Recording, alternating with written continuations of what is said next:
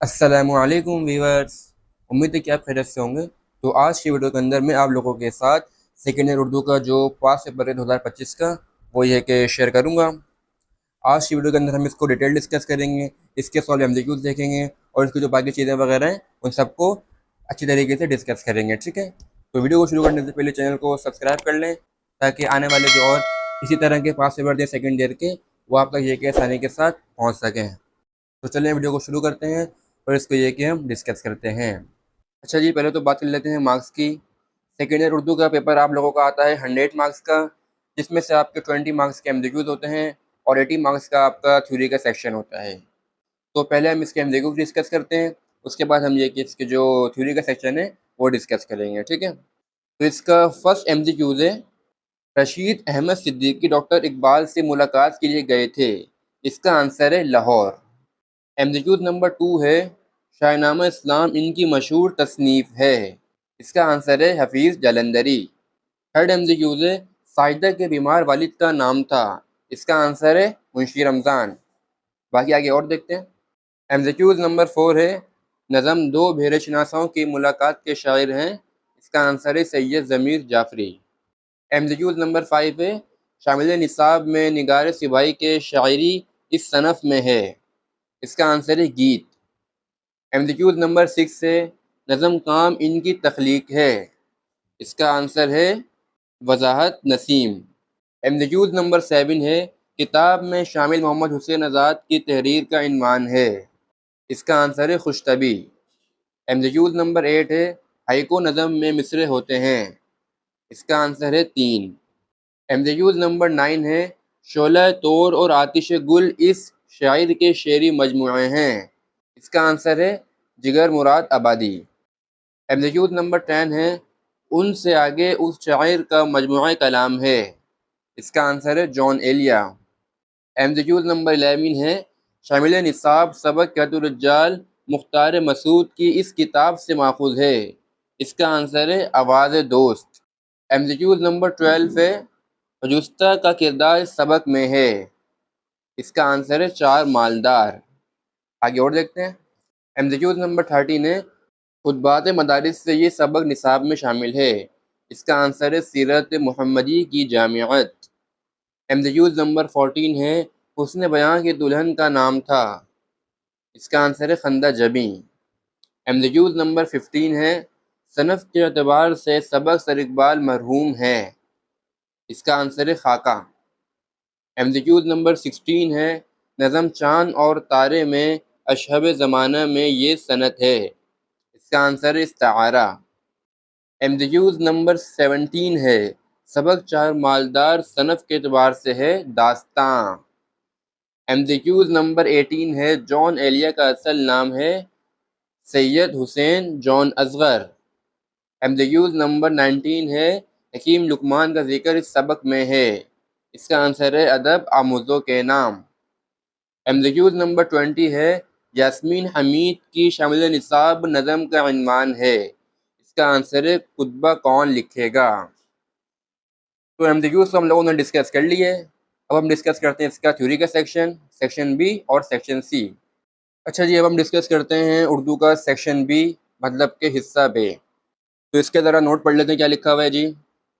इस हिस्से के तमाम सवालात के जवाब तहरीर कीजिए। आपको सेक्शन बी में जितने भी सवाल दिए हुए हैं, मतलब कि हिस्सा बे में, आपको उन सारे सवालों को अटैम्प्ट करना है। अच्छा जी, इसका क्वेश्चन नंबर 2 है, इसको देखते हैं। दर्ज झील में से किसी दो अशार की तशरीह शायर के हवाले और मुख्तसर तारुफ के साथ कीजिए। आपको यहाँ पर 5 तशरीह दी गई हैं गज़ल से, और यहाँ पर आपको कोई भी 2 अटैम्प्ट करनी है। इसमें आप लोगों को बस 3 गज़ल की तशरीहात करनी होती हैं। एक होती है मीर दर्द, एक मिर्ज़ा गालिब, एक मीर तकी मीर। जब आप वो 3 गज़ल कर लेते हैं तो आपको जो बोर्ड के पेपर में गज़ल आती हैं वो आपकी निकल जाती हैं। अगर आप इसमें देखेंगे तो आपको उसमें से 2 तशरीह मीर तकी मीर, मिर्ज़ा गालिब या मीर दर्द की आपको उसमें से मिल जाएगी। ठीक है, तो इनको आप लाजमी देख लीजिएगा और आप लोगों ने बस 3 गज़ल से अपनी तैयारी करनी है, मीर तकी मीर, मीर दर्द, मिर्ज़ा गालिब। आपका जो पहला क्वेश्चन है सेक्शन बी का गज़ल का, वो आपका ये कि इंशाल्लाह अटैम्प्ट हो जाएगा फुल मार्क्स के साथ, ये 3 गज़ल करने पर। ठीक है, आगे बढ़ते हैं। क्वेश्चन नंबर 3 है, मुंतखब करदा इक़्तिबास के सबक का नाम और मुसन्निफ़ का नाम तहरीर कीजिए। अच्छा जी, जो भी आप इक़्तिबास करेंगे यहाँ पे आपको तशरीह दी में इक़्तिबास की, आपने उसके सबक का नाम बताना है और आपने उसके मुसन्निफ़ का नाम बताना है, जिस इक़्तिबास को भी आप अटेम्प्ट करेंगे, ठीक है? और इसका बे में क्या लिखा हुआ है, दर्ज झील में से किसी एक इक़्तिबास की तशरीह कीजिए। आपको यहाँ पर 3 इक़्तिबास दिए गए हैं, आपको इसमें से कोई भी एक अटेम्प्ट कर लेना है, जो भी आपको आता है, ठीक है? इसको देख लीजिएगा, इनको सॉल्व कर लीजिएगा। हो सकता है कि 2026 के अंदर इससे कोई रिपीट वगैरह हो जाए, तो आपके लिए फिर ये है कि वहाँ पर आसानी हो सकती है 26 के एग्ज़ाम में। इनको सबको सॉल्व कर लीजिएगा। क्वेश्चन नंबर 4 है, मुंतखब करदा नज़म के शायर का मुख्तसर तारुफ़ तहरीर कीजिए। दर्ज झील में से किसी एक नज़म का मरकज़ी ख़याल तहरीर कीजिए। यहाँ पर आपको 3 नज़में दी गई हैं, चाँद और तारे, सेकंड है हज़रत फ़ातिमा ज़हरा की रुख़सती, थर्ड है खुतबा कौन लिखेगा। आपको इनका मरकज़ी ख़याल तहरीर करना है और आप लोगों को इनका मुख्तसर तारुफ़ बयान करना है, ठीक है? आगे बढ़ते हैं। अच्छा, क्वेश्चन 4 के साथ आप लोगों को एक चॉइस भी है, वो पढ़ते हैं। दर्ज़ेल बंद के शायर और नज़म का नाम तहरीर कीजिए, दर्ज़ेल जुज़ की तशरीह कीजिए।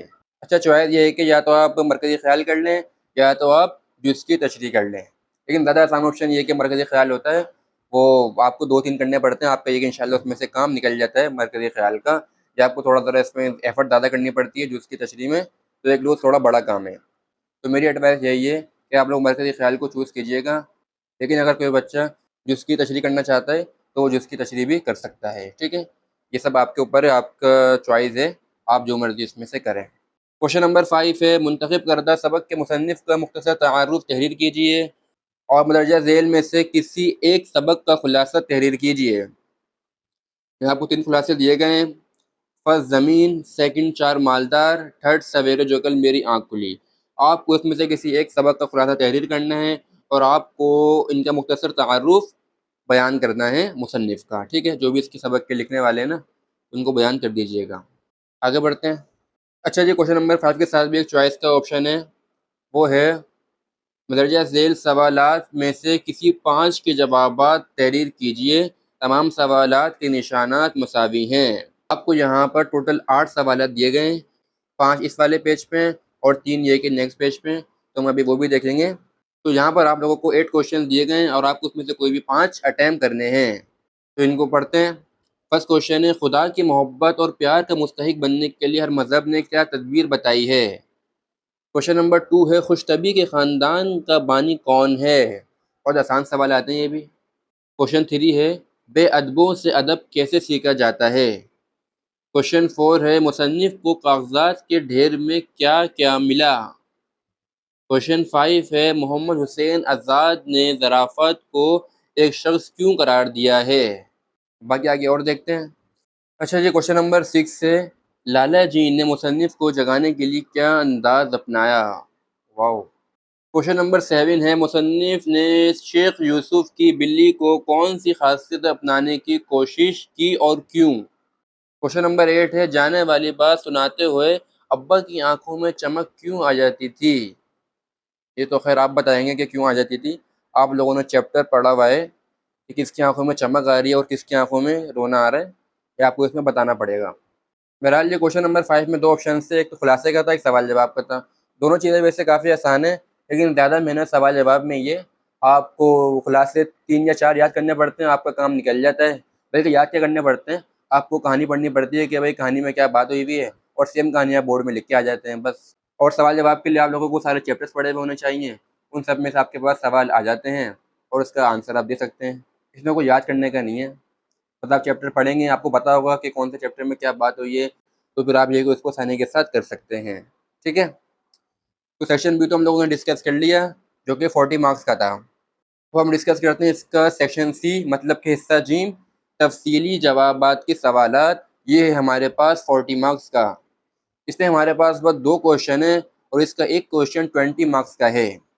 पढ़ते हैं इसको जी। क्वेश्चन नंबर 6, मदरजा ज़ेल में से किसी एक शायर की कलाम की 10 शायराना ख़ुसूसियात तहरीर कीजिए। फर्स्ट हैं मीर तकी मीर, सेकंड है मिर्ज़ा गालिब, थर्ड है अल्लामा इकबाल। आपको एक शायर इसमें से चूज़ करना है और आपको उनकी 10 ख़ुसूसियात तहरीर करनी है, जो कि आई थिंक 3 से 4 पेज की बन जाती हैं, एटलीस्ट 3 पेज की तो होती हैं वो। तब जाके आपको इसमें से 20 मार्क्स मिलते हैं। आपको इसमें इसका तारुफ वगैरह भी बताना होता है, थोड़ा और अच्छा काम हो जाता है। क्वेश्चन नंबर 7 है, मंदरजा झेल में से किसी एक नसर निगार की तहरीर की 10 खुसूसियात तहरीर कीजिए। फर्स्ट है रशीद अहमद सिद्दीकी, सेकंड है मौलाना मोहम्मद हुसैन आज़ाद, थर्ड है अल्लामा सैयद सुलेमान नदवी। इन तीन में से आप लोगों ने कोई भी एक चूज़ करना है और आपने इनकी भी 10 खुसूसियात तहरीर करनी है। एक आप लोगों से शायर की जो खुसूसियात हैं वो पूछी गई हैं और एक आप लोगों से मुसन्निफ़ की जो होती हैं खुसूसियात नसर निगार की, वो पूछी गई हैं। और क्वेश्चन 7 के साथ एक चॉइस भी है, मदरजा झेल मौज़ूआत में से किसी एक पर मज़मून तहरीर कीजिए। फर्स्ट है शजरकारी वक्त की अहम तरीन ज़रूरत, सेकंड है अमल ज़िंदगी बनती है जन्नत भी जहन्नुम भी। तो आपकी मर्ज़ी, इसमें से आप नसर निगार की खुसूसियात कर लें या आप इसमें से मज़मून कर लें। अगर आपको मज़मून लिखना आता है, आप खुद से मज़मून कर सकते हैं, तो बेहतर ऑप्शन यही है कि फिर आप मज़मून पे जाएँ। आपको खुसूसियात याद नहीं करनी पड़ेंगी 10-10। लेकिन अगर आपको मज़मून लिखना नहीं आता, आपकी उर्दू ये कि वीक है, तो फिर बेहतर ये है कि आप खुसूसियात कर लें कोई 2-3 शायर की। इंशाल्लाह अभी मैंने गेस पेपर भी बनाना है उर्दू का 2026 के लिए, तो उसमें से आप देख के वो कर लीजिएगा, तो इंशाल्लाह आपके लिए उसमें आसानी हो जाएगी। और बाकी सेकंड उर्दू के जितने भी नोट्स हैं, वो मैंने इसी चैनल पे अपलोड किए हुए हैं। जिसको भी वो नोट्स चाहिए उसका लिंक आप लोगों को मिल जाएगा डिस्क्रिप्शन में, आप वहाँ जाके उसको देख सकते हैं। उसमें सब कुछ है, खुलासे हो गए, मरकज़ी ख़्याल, सवाल जवाब और क्या कहते हैं अपना गज़ल की तशरीह और ये खुसूसियात वगैरह उस नोट्स में सब कुछ है। तो जिसको भी वो नोट्स चाहिए, लिंक मिल जाएगा डिस्क्रिप्शन में, वहाँ से जाकर आप उसको कर सकते हैं। ठीक है? तो फिलहाल इस वीडियो को एंड करते हैं। लाइक करें, शेयर करें और सब्सक्राइब करें और अपना बहुत सारा ख्याल रखें और मुझे अपनी दुआओं में याद रखें। अल्लाह हाफ़िज़।